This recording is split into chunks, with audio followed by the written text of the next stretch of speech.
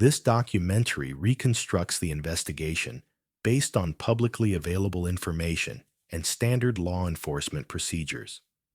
Some investigative sequences are presented as narrative reconstruction, not official transcripts or confirmed statements. In December 1989, police in Oxnard, California, were called to a public park after reports of crying coming from inside a women's restroom. When officers arrived, they found two infant girls inside the facility. The children were alive, responsive, and appeared to be in stable condition, but there was no adult present and no immediate indication of who had left them there. The girls were believed to be sisters. One was estimated to be approximately 2 months old, the other around 14 months. They were dressed appropriately for the weather and showed no visible signs of physical injury. Medical personnel later confirmed that while both children were cold and distressed, neither appeared to have been abused. From the outset, investigators were confronted not by an abundance of clues, but by their absence. There was no note left behind, no identification, no personal belongings that could be traced to a parent or guardian. The restroom itself showed no evidence that someone had lingered or returned to check on the children. No one nearby could provide a clear description of who had entered or exited the building shortly before the babies were discovered. Police treated the situation as a potential child abandonment case and immediately began standard investigative procedures. Officers canvassed the park and surrounding area, speaking with members of the public, park staff, and nearby residents. They asked whether anyone had seen a woman or man carrying two small children earlier that morning. Some people recalled seeing individuals passing through the park, but none could provide details that were specific, consistent, or verifiable. At the time, the park was not covered by surveillance cameras. Nearby, streets and businesses also offered no recorded footage that could assist investigators. The location itself suggested convenience rather than familiarity. The restroom was easily accessible from multiple entrances and close to several main roads, making it possible for whoever left the children to arrive and leave without drawing attention. The children were transported to a local hospital, where doctors conducted routine examinations. Hospital staff contacted Child Protective Services, and social workers were assigned to the case. Temporary names were entered into the system so that medical records and legal documentation could be completed. Those names, however, were administrative. They did not answer the central question facing investigators. Who were these children? The first priority was to determine whether the girls had been reported missing. Local police databases were checked, followed by county and state-level records. No matching missing child reports were found. Authorities also contacted nearby hospitals, maternity wards, clinics, and social service agencies to see if any recent births or medical visits corresponded with the ages of the two infants. There were no matches. This absence was notable. In most cases involving young children, particularly infants, a missing persons report is filed quickly. Parents, relatives, or caregivers typically alert authorities within hours. In this case, no such report existed, not locally, not elsewhere in the state. Investigators considered several possibilities. The parents might have been from outside the area. They might have been undocumented and fearful of contacting police. There might have been domestic circumstances that made reporting the abandonment unlikely. However, without evidence, these remained theoretical explanations rather than investigative leads. As days passed, Police waited for someone to come forward. No one did. Not that day. Not the next. Not in the weeks that followed. Detectives continued to check new reports as they came in. Each time, the result was the same. No one was searching for two missing girls of that age. No family member contacted authorities claiming a mistake had been made. No relative asked about children found in Oxnard. At the same time, officers reviewed physical details that might offer clues. The girl's clothing was clean but unremarkable. It was mass-produced and widely sold. There were no labels, embroidery, or markings that could identify a specific store or buyer. There were no medical bracelets or hospital tags. The older child appeared familiar with being held by adults. She reacted calmly to caregivers and showed signs of having lived in a structured environment. The younger infant cried when separated from her sister, suggesting the two had been together consistently prior to being left behind. These observations reinforced the belief that the children had not been abandoned impulsively or without preparation. Whoever left them had taken steps to ensure they were dressed and placed somewhere they would likely be found. That detail complicated the case rather than clarifying it. If the person responsible intended the children to be found, why had they never returned to check on them? And why, once the children were discovered and the case was reported, had no one come forward? As the investigation continued, Child Protective Services arranged temporary foster care for the girls. Officials made a deliberate decision to keep them together, believing that separating them without clear cause could cause unnecessary trauma. The foster placement was described as stable and appropriate, but it was understood to be temporary until further information about the children's family could be established. Police maintained the case as active. Flyers were circulated internally within law enforcement networks. Notices were shared with medical facilities and social service organizations. However, authorities avoided widespread media coverage at this stage, partly to protect the children's privacy and partly because there was little concrete information to release. Weeks turned into months. The case produced no new leads. There were no anonymous tips that held up under review. No witness statements that could be substantiated. No records that suggested the children had come from another jurisdiction where a report might have been filed under different circumstances. Eventually, investigators were forced to confront a difficult reality.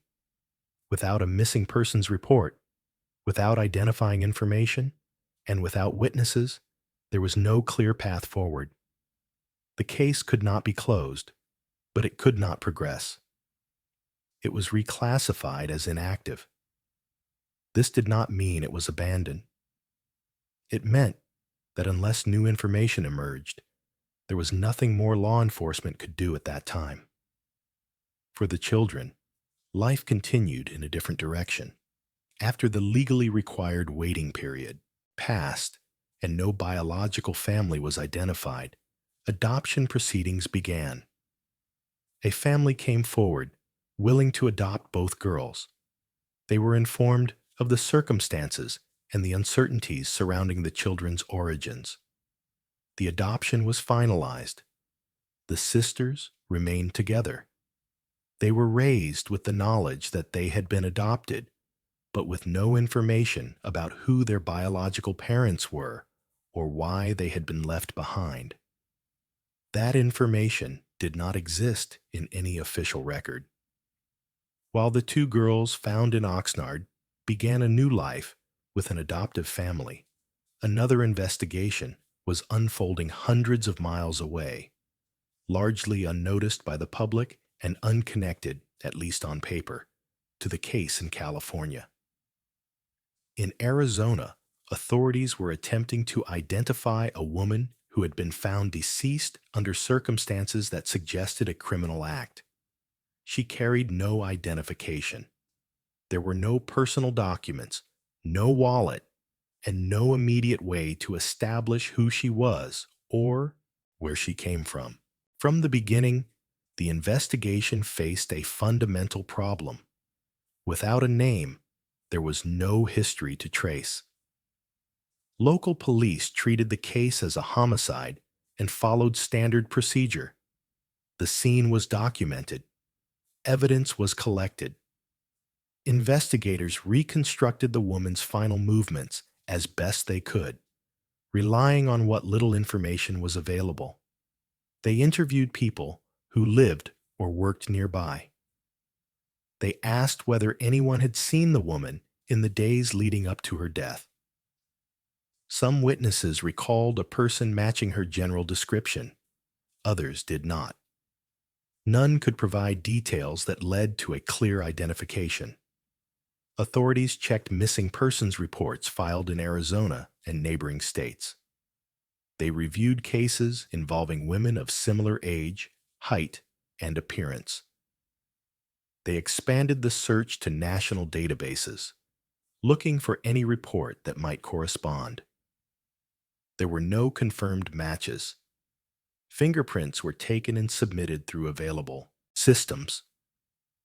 At the time, the databases were limited, and many records were incomplete or unavailable across state lines. The prints did not return a positive identification. Dental records were also examined. Investigators compared them against existing files, hoping for a match that would point to a dentist, a hometown, or a previous medical record. Again, no match was found. Without identification, the investigation relied heavily on circumstantial evidence. Detectives attempted to determine whether the woman was local or had traveled from elsewhere. They examined clothing, personal effects, and any trace materials that might suggest a place of origin. The results were inconclusive. There was no indication that she had been reported missing. No family member came forward. No employer contacted police. No one appeared to be looking for her. As weeks passed, the investigation grew more difficult. Leads were pursued, then dismissed. Tips were received, then ruled out. Each potential breakthrough ended without resolution. Eventually, the case reached a familiar stage for investigators. Active inquiry slowed, not because the case lacked importance, but because it lacked information. The woman was formally classified as unidentified. In official records, she became a Jane Doe. Her case remained open, but progress was minimal. During this same period, in California, the file involving the two abandoned sisters was not entirely closed. Although the children had been adopted and the immediate legal proceedings were complete, the case file remained accessible. From time to time, investigators revisited it, reviewing notes, witness statements, and timelines. The questions had not changed. Who were the parents? Where had the children come from? Why had no one ever reported them missing? Occasionally, detectives would recheck missing persons databases or review newly filed reports, looking for delayed connections. Sometimes a new case elsewhere would prompt a brief review of the Oxnard file, just in case a pattern emerged. It never did. The two investigations continued separately, each constrained by the limitations of the era. In the early 1990s, law enforcement lacked the tools that would later become standard. Databases were fragmented.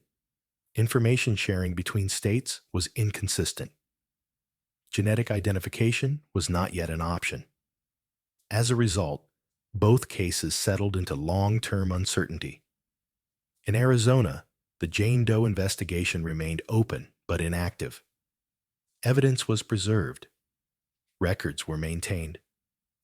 possibility of future identification was noted, but there was no clear path forward. In California, the abandoned children case was archived. The girls were safe and accounted for, but their origins remained unknown. No new information surfaced that could link them to any other investigation. From an institutional perspective, both cases were unresolved but stable. They were no longer generating leads, but they were not forgotten. They waited. For years, nothing changed. The woman in Arizona remained unnamed. The sisters in California remained unidentified beyond the names given to them after they were found. There was no indication that the two cases were connected. No shared evidence. No overlapping witnesses. No reason for investigators in one state to contact authorities in the other. They existed as separate stories, each defined by absence. It would take decades and a fundamental change in investigative technology for that silence to be broken. By the late 2000s, the way law enforcement handled cold cases in the United States had begun to change, though the shift was gradual rather than dramatic. Advances in technology did not immediately solve old investigations, but they altered the assumptions about what might one day be possible.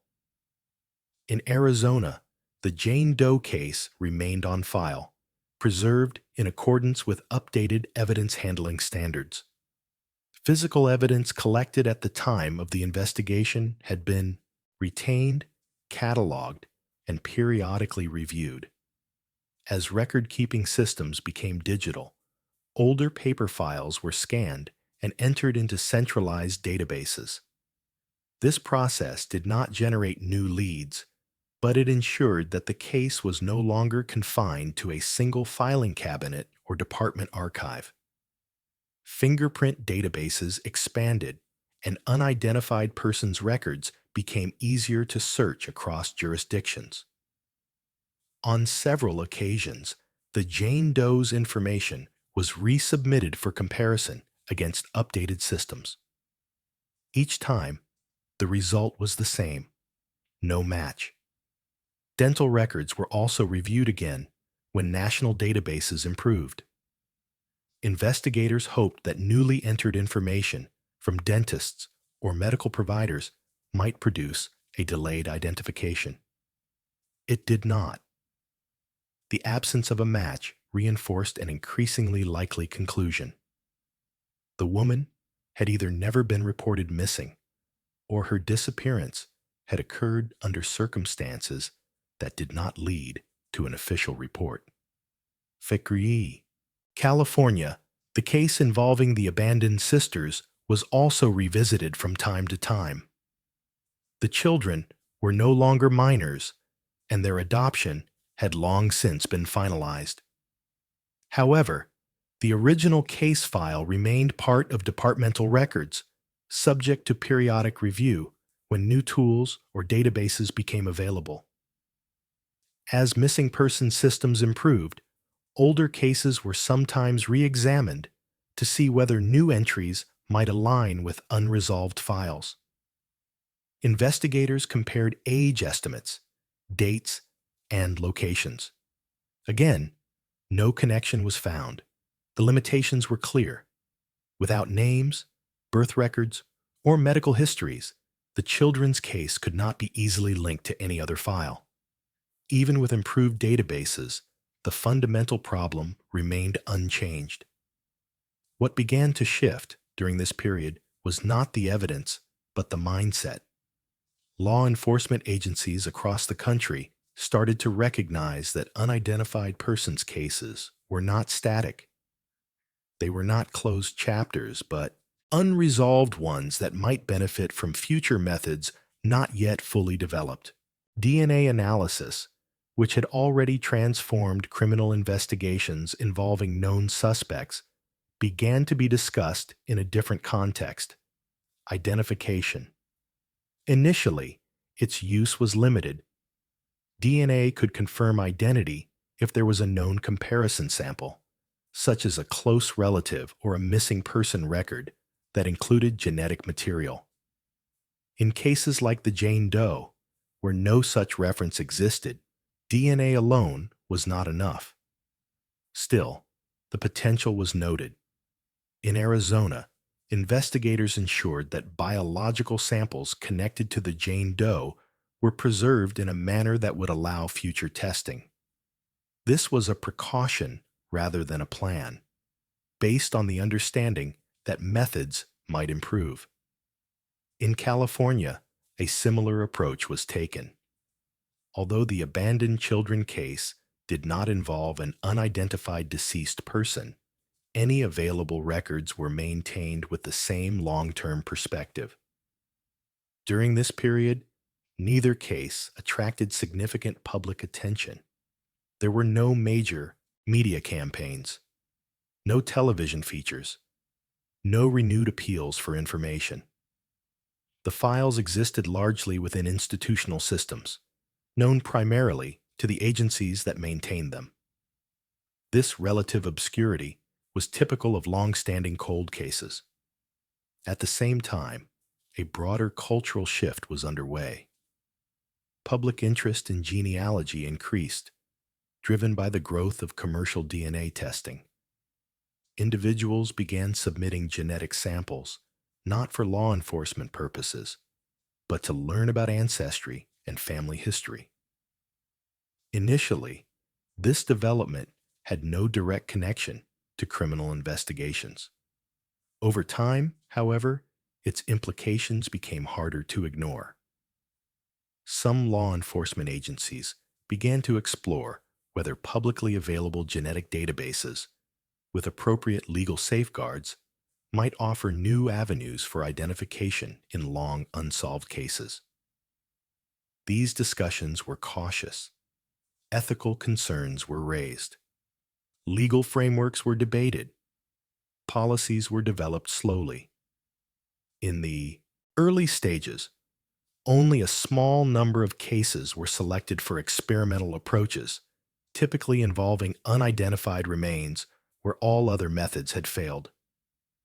The Jane Doe case in Arizona fit that category. Still, no immediate action was taken. Resources were limited, and agencies had to prioritize cases where success seemed more likely.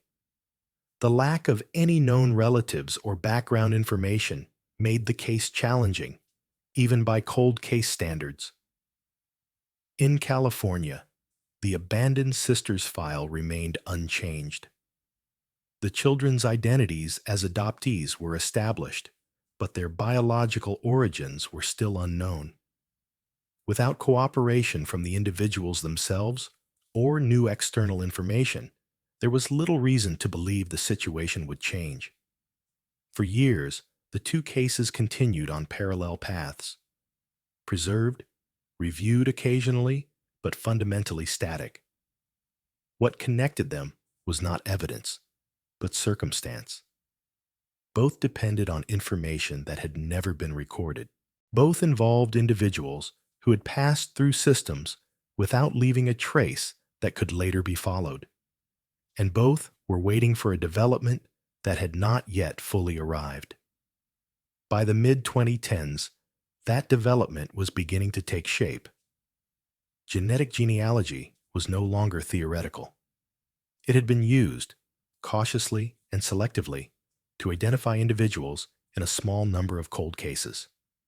The process was complex, time-consuming, and uncertain, but it offered something that traditional methods could not: a starting point. For investigators in both Arizona and California, this raised a question that had not existed before. Not whether the cases could be solved immediately, but whether they could be reopened in a meaningful way. The turning point did not come from a confession, a witness, or a forgotten document. It came from a review meeting. In Arizona, more than 30 years after the Jane Doe was found, the case was included in a routine audit of long-term unidentified persons. These reviews were administrative in nature, intended to assess evidence preservation, documentation quality, and compliance with modern standards. Most cases passed through the process without incident. This one did not. During the review, a forensic specialist noted that biological material connected to the Jane Doe had been preserved in a condition suitable for modern DNA extraction. This was not unusual. What was unusual was that the case had never been considered for genetic genealogy. The reason was simple. When the evidence was collected, the method did not exist. By the time the review took place, it did. The suggestion was not framed as a breakthrough, but as a question. Was there any reason not to try? There were, as always, constraints. Genetic genealogy required funding, time, and specialized expertise. It also required legal approval and strict adherence to ethical guidelines. Most importantly, there was no guarantee of success. Many cases tested using this method produced only distant or unusable results. Still, the argument was compelling. The Jane Doe had no name, no missing person match, no remaining investigative avenues. Traditional methods had been exhausted decades earlier. This was, by definition, a last resort. Approval was granted. The decision itself attracted little attention. It did not involve a press release or public announcement. Internally, it was treated as a technical step rather than a strategic shift. The work began quietly. A DNA profile was developed from preserved evidence. That profile was then prepared for upload to a public genealogy database that allowed law enforcement access under specific conditions. The process was slow. Weeks passed with no result, then months. When the first data returned, it did not provide a name. It provided something else: partial matches, distant relatives, individuals who shared small segments of DNA, indicating a connection several generations removed. This was expected. What mattered was that the Jane Doe was no longer genetically isolated. For the first time, her profile existed within a broader human network. Specialists began the work of building family trees. Each match was analyzed, documented, and traced backward through public records, birth certificates, census data, marriage licenses, obituaries. The task was meticulous and uncertain. Many potential lines collapsed under scrutiny. Others led to dead ends. Then gradually, patterns began to emerge. Several of the genetic matches converged in the same region of the United States. More significantly, they converged within the same extended family network.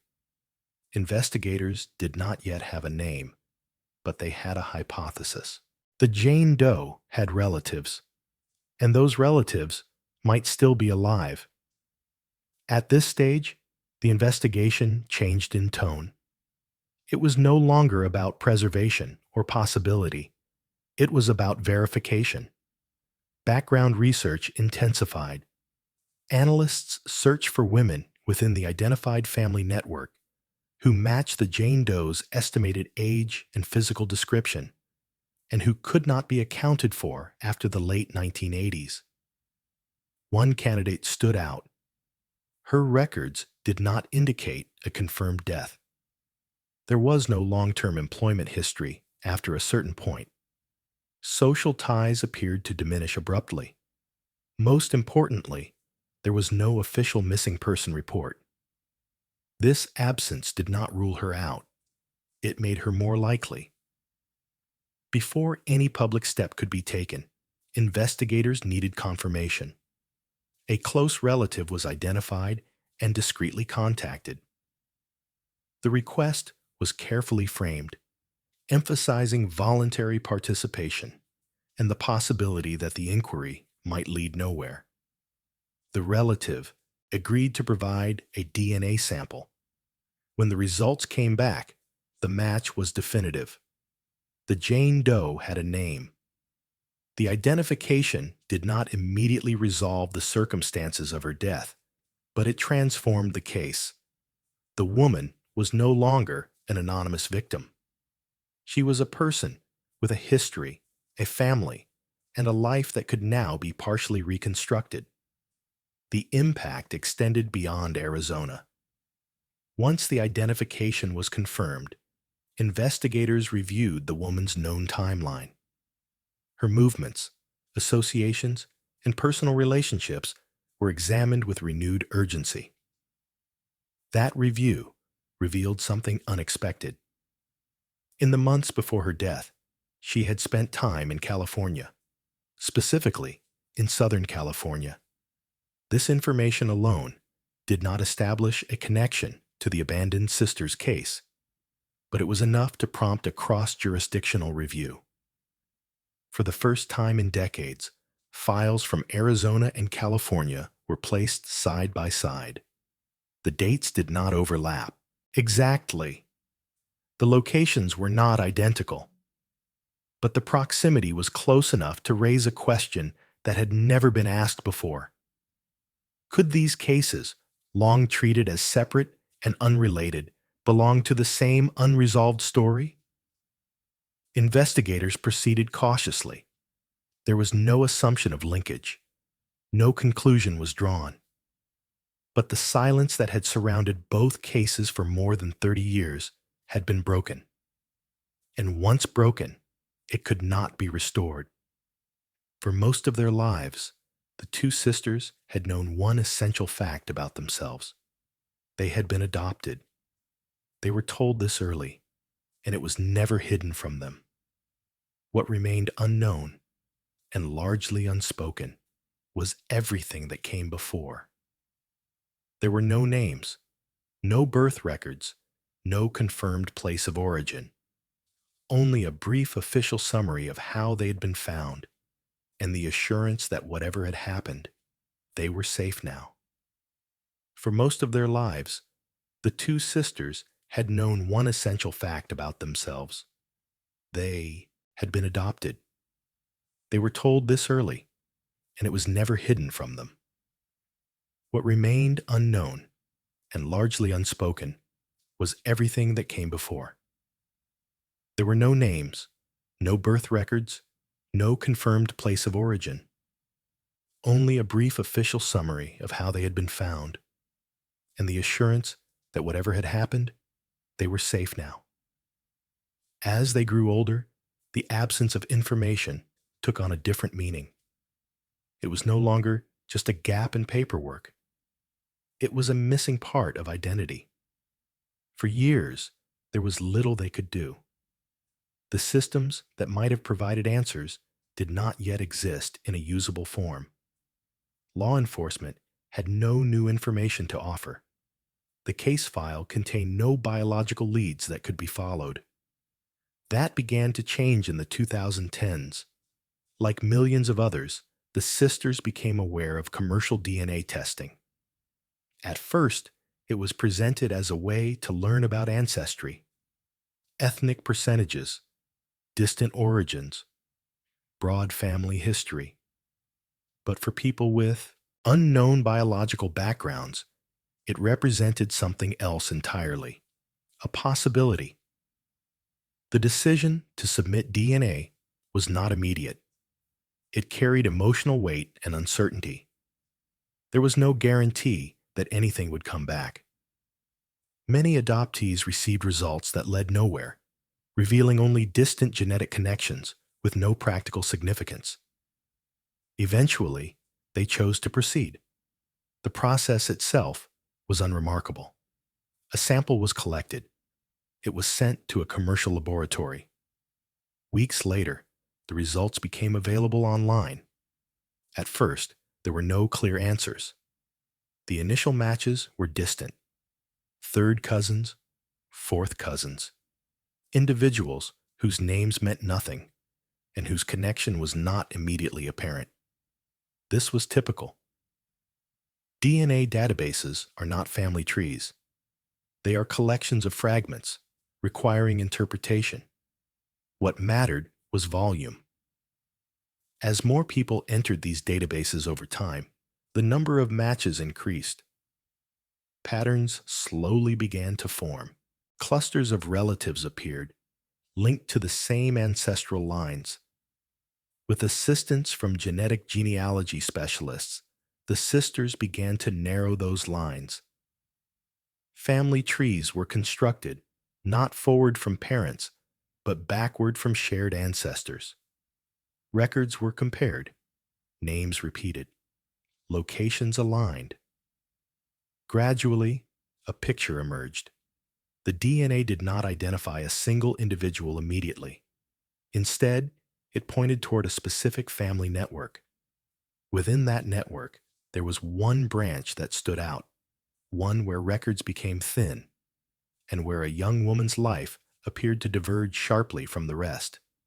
She had few documented ties after a certain point. There was no formal record of what happened to her children. No clear indication of where she went, or whether she remained in contact with relatives. The genetic evidence did not explain circumstances. It did not assign blame. It did one thing only.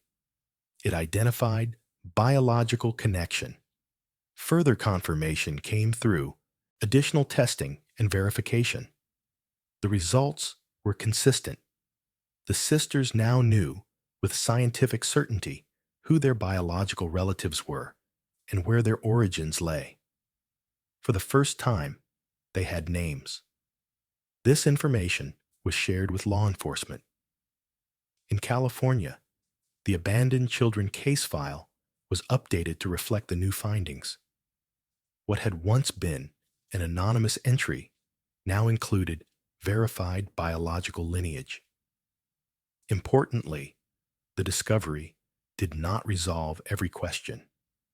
There was still no official account of why the sisters had been left behind, no statement from their biological parents, no definitive explanation recorded in any file. DNA could not answer those questions. What it did provide was clarity. The sisters were no longer defined solely by the moment they were found. They were connected to a history that extended beyond that day, one that could be traced, documented, and acknowledged. For investigators, this marked a natural boundary. The case had moved as far as evidence allowed. Without additional testimony or records, the remaining gaps could not be filled with certainty. The investigation did not end with arrests or formal conclusions. It ended with identification. And for the two people at the center of the story, that distinction mattered. In the end, the most significant development in this case was not a confession, an arrest, or a courtroom verdict. It was a method. DNA testing did not explain what happened in that park in Oxnard. It did not provide a timeline, a motive, or a narrative that could be neatly closed.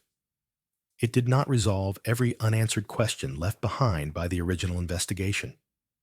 What it did was more precise and, in many ways, more restrained. It identified. For decades, the abandoned children case existed as an anomaly in official records. 2 infants were found alive. They were protected. They were adopted. But their origins remained undefined, preserved only as estimates and assumptions. DNA changed that status. Through genetic testing and subsequent verification, biological lineage could be established where no documentation had survived. This did not require public statements, media appearances, or personal disclosure. It relied instead on scientific comparison and independently verifiable data. From an investigative standpoint, this marked a clear boundary. The role of DNA in this case was not to assign blame or reconstruct events.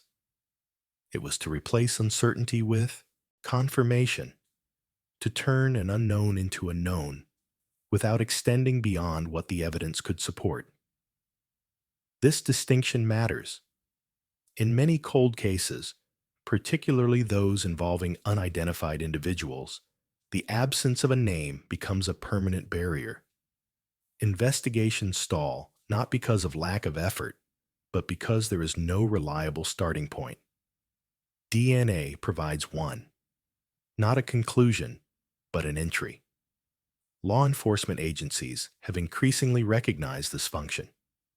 Genetic testing has become a tool not only for solving crimes, but for restoring identity. In cases where traditional records are missing or incomplete, it offers a way to reconnect individuals to family histories that would otherwise remain inaccessible. At the same time, the limitations of DNA are clearly acknowledged. Genetic evidence cannot replace testimony. It cannot explain decisions made under pressure or in crisis. It cannot account for circumstances that were never recorded. In this case, those limitations remain. What the public record reflects is a measured outcome. The case was updated. The identities were confirmed. No further legal action followed. The matter did not expand into broader proceedings or public inquiry. And that, too, is part of the story. Not every case ends with resolution in the traditional sense. Some conclude with accuracy rather than answers, and with confirmation rather than closure. The individuals at the center of this case did not step forward to claim a narrative. Their privacy has been maintained. Their absence from public view is not an omission, but a choice, one that has been respected. What remains is the record itself. A case that began with uncertainty now contains verified information. A file once defined by what was missing has been amended by what could be proven.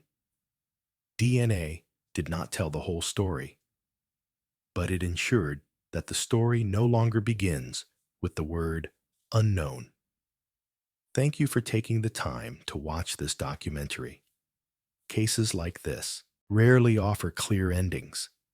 They remind us that behind every file number, every archived report, there are real lives shaped by circumstances that may never be fully understood. If this story has done anything, it is to show how careful, patient investigation and advances in science can restore what was once lost, even decades later. If you found this documentary thoughtful or informative, please consider supporting the channel by liking the video, sharing it with others, and subscribing for future long-form investigations. Your engagement helps ensure that stories like these, handled with care, accuracy, and respect, continue to be told. Thank you for watching.